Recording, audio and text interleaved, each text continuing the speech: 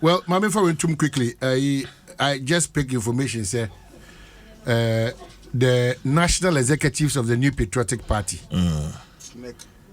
national executives, from chairman, Ekosi Nipa Utrato to the finance person, Justin Kodua, and Afi chairman,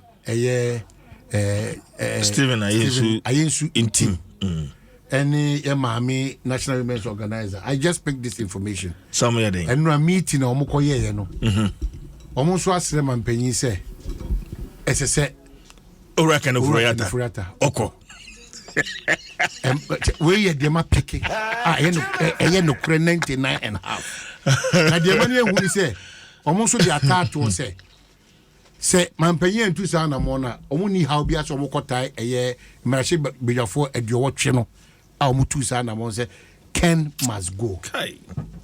And you went to some Mampenny Unti. In fact, as of a 11 p.m. Now, Mampenny does 18:30. And it's on pass. Yes. As of a can no, just say, and my master may can, may Bassa Ghana and Koso. No, no, can do or no, the man Penyasem. Medium informal parties. But as to why on Mampenny, and say, a Juada near Tifia, Ghana Beco Red. A Juada near Tifia, Ghana Juma phone and Timmy. Ghana phone and Timmy, who have to put on red. We cannot sacrifice an individual for the whole of this country. See that. What you are back to Ghana, back to say, wow, Mrashebejafo, Makuma, you watch. Say, and the bravery of these parliamentarians, they will go down in history. So at a point in time, they defy the odds to support the Ghana agenda. This is what we'll be fighting for. And I thank the national executives of the New Patriotic Party. Midomasi.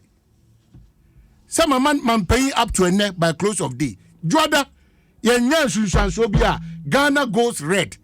Kenofurata cannot take Ghana for granted. Likewise, His Excellency the President of the land. Aden. Where the Kumo Beni?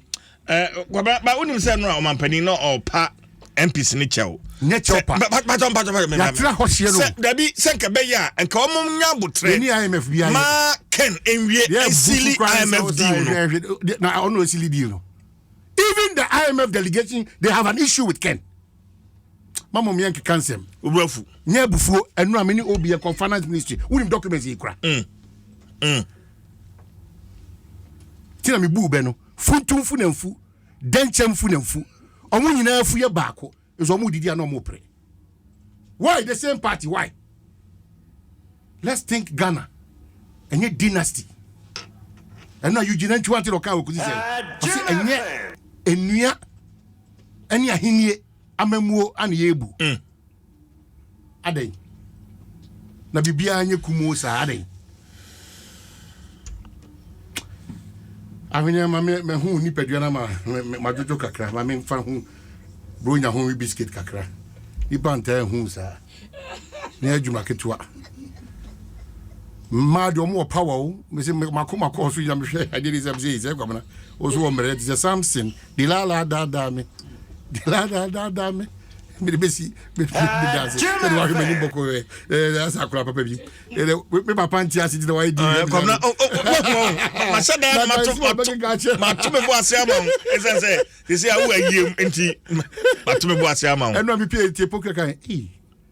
Brother, they know what was going to die. You want to die. You know what has died. You want to do it.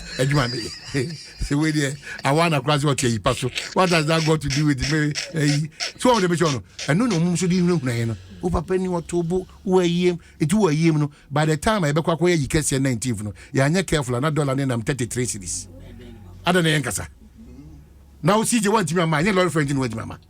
Body member. And I'm sure to me, ma. Odophobia person. But my situation is also worse. They'll give excuses. And then me PF free because share crate. The 1 week lady. Nipa 5 a fee. And I warn them that time. But your notice board. You call 1 month because share crate. We mistake. And money deep. And you crowd. What's your best? No bread. No. 15 cities. You didn't week. me see they call 2 weeks do time da ma bibi year da ma bibi year ebra sisa please hwe ebra sisa brother 15 is 2 weeks and you cry the restriction at all hwe ensure ya the restriction onum na ebi kapia water na de you know awoma ye de boti na de chichire anono na de si ho oba watcho ojegun mampopia o si aba me show say ye kania ye nyina ye ofia obia so TV woni dem obia ba hall obia koda obia so TV yes ye adjust ye ho hey kumo Kwabena o de oni nyadoa nyina ye de sanctions at anwa no yesisi am de syringe na mo de twi na won de so the syringe nyadoa na ye de ye contomere anwa na de ye tomato stew ye hwe na do so a ye say ni no na de si wo for next year